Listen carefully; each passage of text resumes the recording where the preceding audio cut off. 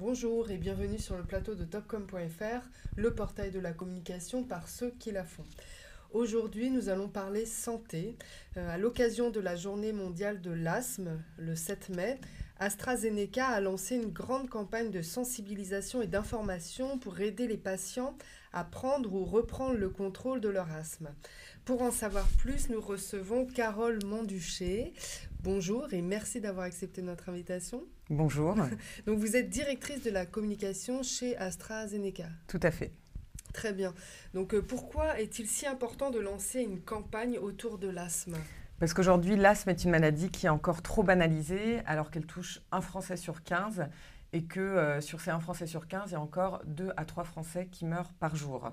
Alors même que dans l'asthme, il y a eu énormément de progrès dans la prise en charge thérapeutique, et que en fait, aujourd'hui, malgré ces progrès, il y a encore plus de la moitié des asthmatiques qui ne contrôlent pas leur asthme. Alors qu'est-ce que ça veut dire ne pas contrôler son asthme ? Oui. Ça veut dire finalement avoir des crises et subir les symptômes de l'asthme qu'on peut connaître, essoufflement et autres symptômes. Et donc aujourd'hui, c'est une maladie qui, bien suivie, avec le bon traitement, peut être complètement contrôlée. Et donc on peut avoir une vie normale avec l'asthme. Et c'est cette prise de conscience qu'on voulait adresser. D'accord. Et au cœur de cette campagne, il y a donc une vidéo interactive et ludique dont l'internaute est le héros. Pouvez-vous nous en dire plus ? Oui, tout à fait. Je vous ai parlé de contrôle. Je pense que toute notre réflexion est partie de là. Et on a voulu pousser l'idée jusqu'au bout en donnant finalement le contrôle à l'internaute et de faire les choix pour Luna.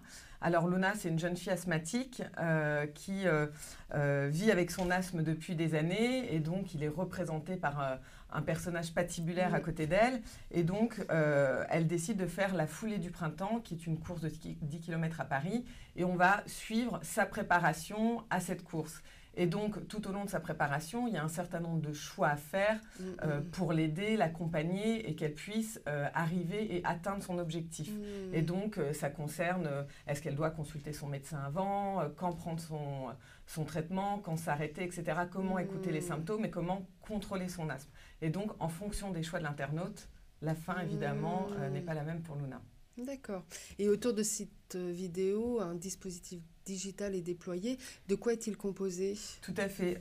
Au-delà de cette vidéo, alors déjà, on a choisi de lancer un teaser le 7 mai au moment de la journée de l'asthme et de révéler la vidéo un petit peu plus tard pour qu'on soit dans un moment d'écoute un peu plus fort. Et évidemment, il était important de faire de la pédagogie autour de cette maladie. Donc, on a ouvert un mini-site ainsi qu'une communauté Facebook pour que les internautes puissent discuter, comprendre et finalement réfléchir à cette pathologie. D'accord. Et donc la campagne a été lancée il y a un petit peu plus d'1 mois. Est-ce que vous avez des premiers chiffres à nous dévoiler ? Tout à fait, on est ravis. Au-delà des nombreuses heures passées par les équipes dans la préparation, on a de jolis chiffres. Aujourd'hui, c'est plus de 470 000 personnes qui ont vu la vidéo.